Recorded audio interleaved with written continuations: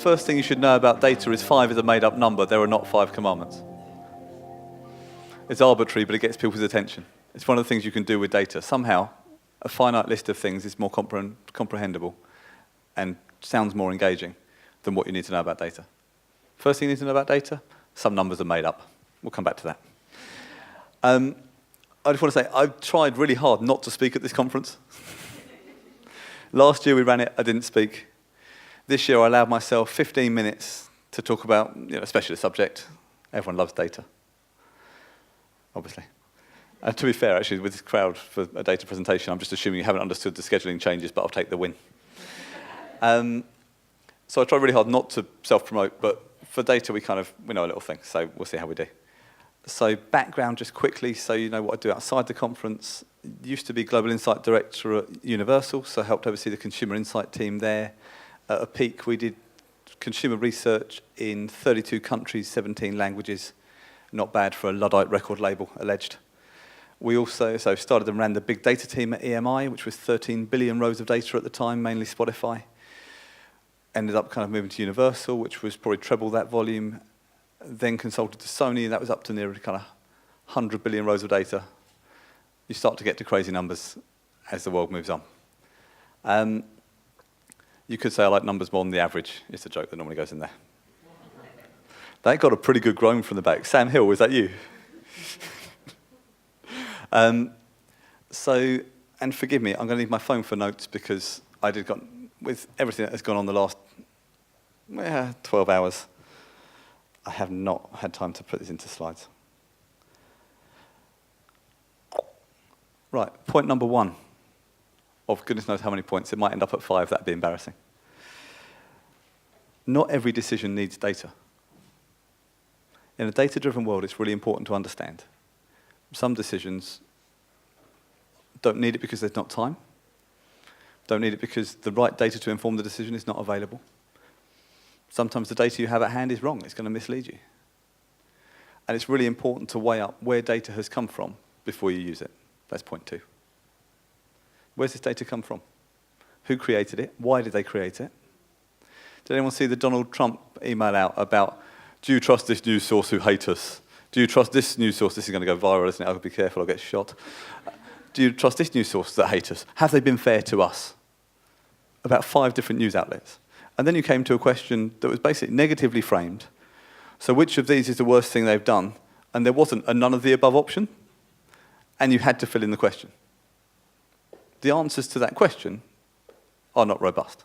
The fact it went out to his own mailing list of people who would probably agree with him anyway probably means it's not very robust either. But you can see how a stat would come out that says one thing, that bears no relation to reality. And yet people see a number and they seem to trust it. It's why it says 5 data commandments up there, because you believe me naively that 5 might be a real number. In terms of understanding what data you're looking at, it's really important. So live ticketing data is a good example. I'm afraid I had to step out for a moment, so they may have already said this, but essentially, live ticketing data, you don't see everybody in the room, because I will probably buy more than 1 ticket, as will everybody else. At which point, if everybody in the room buys 2 tickets, you see half the people in the room in your data. If the average ticket purchase is nearer 3 or 4, you're now seeing 25% of the audience-ish. It would be really easy to assume, because you've got ticketing data, that you see the whole profile. So you would know how many tickets were sold, absolutely. But you wouldn't know necessarily you know who purchased them, but you wouldn't know who attended the show. Taking it one step further, you actually don't know whether the ticket buyer attended the show either. So if you're doing audience analysis from ticketing data, which on the surface sounds so simple, you just look at your audience, right? You've got transactional data. It's a function often of the parent buying for the child, or in the case of One Direction, goodness knows, could go either way. But you've got that you've got to think about who is interacting, and you've got to think further about what is it actually telling you. Because at that point, it tells you who bought the ticket, not who was in the room. You've got to take a different approach for that. Definition is really important in data. Hopefully the most dull thing I will say all day, but I make no assurances, there's a while to go yet. Definition is crucial. It is the boring end of data analytics. But understanding exactly what happened to generate that data is crucial. So there's some skip analysis that exists around Spotify. And kind of, in my head, I've got what a skip is. In your head, you've got what a skip is. The specifics of that data set that labels get sent, generally speaking, you don't receive data for the first 30 seconds of a song. Anything less than that is not considered a play. Therefore, any skips you're looking at internally cannot include those who skipped after 15 seconds. Those who skipped after 20, 25. If they skipped at second 31, okay, you see that. But that definition of skips and skip rates is really important. Because again, you're going to make a decision. And I'm not saying the data is useless. We'll come on to that in a second. Sorry, I'm not going to say the data is useless in a second, just to manage expectations. We'll come on to kind of what you can use data for when it's incomplete. But essentially, knowing that is really important to your understanding of skip rates. And that's just one example top of mind because it's one that came across my desk last week. Almost every data point you look at, you should go through that process. What was measured? Why was it measured? How was it collected? And what does it actually tell me?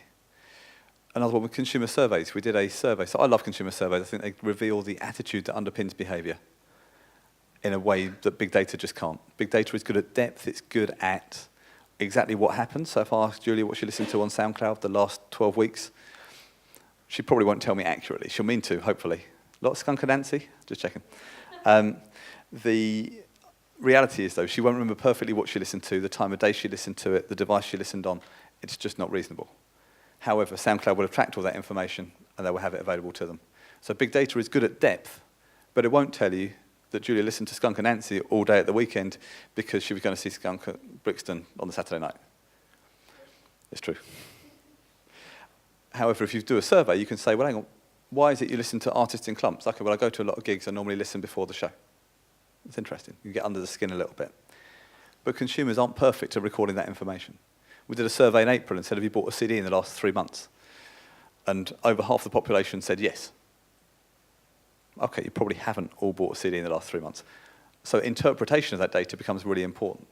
And what we took from it is that people are saying, I'm not averse to buying CDs. Christmas was 4 months back, not 3 months back, so you're at a peak period. But to interpret that as people have not written off the idea of being a CD buyer, rather than to take the stat as hard and fast that X% of people did an action. Which brings you to incomplete information. This is where I could go forever, and I have to keep an eye on time. John, whenever your session's meant to start, just come and rugby tackle me and push me off the stage. It'll be just fine. I think I've got 5 minutes. I'm looking for any of my team to validate that. I've got 5 minutes left, guys. Can you look at the schedule and let me know? Thank you. Sorry, it's been a long day. So ironically, when I can't remember how long I've got left, incomplete information. So using data that is not perfect has to be your reality. I don't think data will ever get you to a perfect answer. I think there's stuff it can't do. I think there are limitations in it, like the skip thing. And taking that example to its extreme, we're not saying don't use the data you can see because you know you're missing a bit. What you'll find, particularly Twitter, mild rant coming, is people argue from silence or argue that because information isn't complete, it's not reliable. The skill actually is understanding what does it tell you and what is it good for, and using it exclusively for the thing it's equipped to do, rather than trying to make the perfect data solution to fit every situation. I have 8 minutes because you've both... 4, yeah, okay. Sorry, couldn't resist. Does that make sense? That a lot of... So one of the stats we used at IndieCon maybe 2 weeks ago was that the addressable market for Spotify might be roughly 28% of the population. The logic was that people who listen to more than 2 hours music a day, 28% of the population. The logic was super simple. We just looked at assuming that people who didn't listen to more than 2 hours would pay. And the people who did listen to more than 2 hours, given it's 33p a day, it's 15p an hour, might engage. And so really, really simple question, consumer response. It just gives an idea of what the market is. And someone said, well, you haven't thought about this, and this. I'm like, I know. But it gives a top end, it gives a guide. So the intention of that one number is to let you know what a top end for streaming might look like. I mean, if 13% of the population engaged with Spotify on a paid basis, you get back to 2012 record industry levels, which would be significant growth from where we are. So 28% is a good number to aim for. 13 would do just fine. But the argument was that because the stat was incomplete, it wasn't valuable.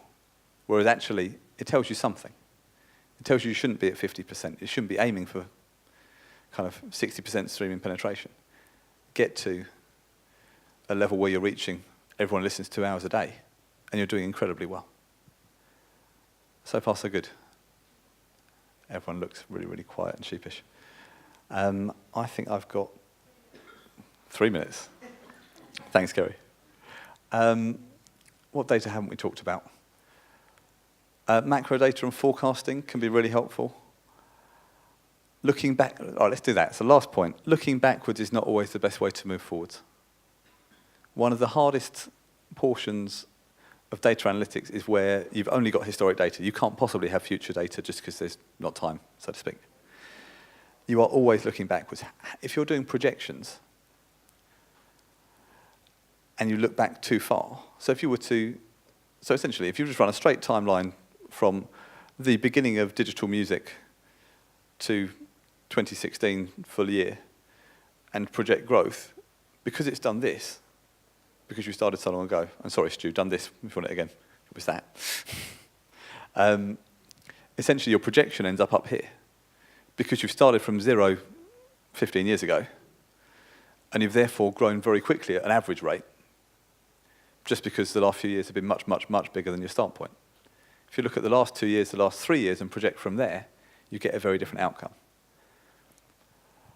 The last point to say, and it's a popular quote, so I'll source it properly. Henry Ford once said, if I'd asked people what they wanted, they would have said faster horses. There's only so much you can get from the consumer. There's a point at which I worry in A&R, in music decision making, that we become scared to lead the consumer because data doesn't defend us.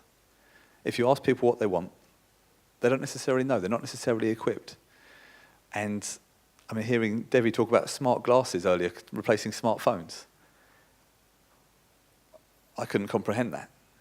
So if you say to me as a consumer, what do you want in your phone? What do you want to replace your phone? I'm going to say a better phone.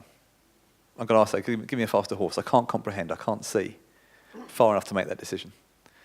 And therefore, there is a thoroughly right place for leading the market rather than just following what data will tell you. If you kind of look at what you've always done, you'll always get what you always got. And there's so much room for innovation, so much room for kind of opportunity. I would encourage us all to be a bit bolder. And thus endeth the made up 5 data commandments. Thank you.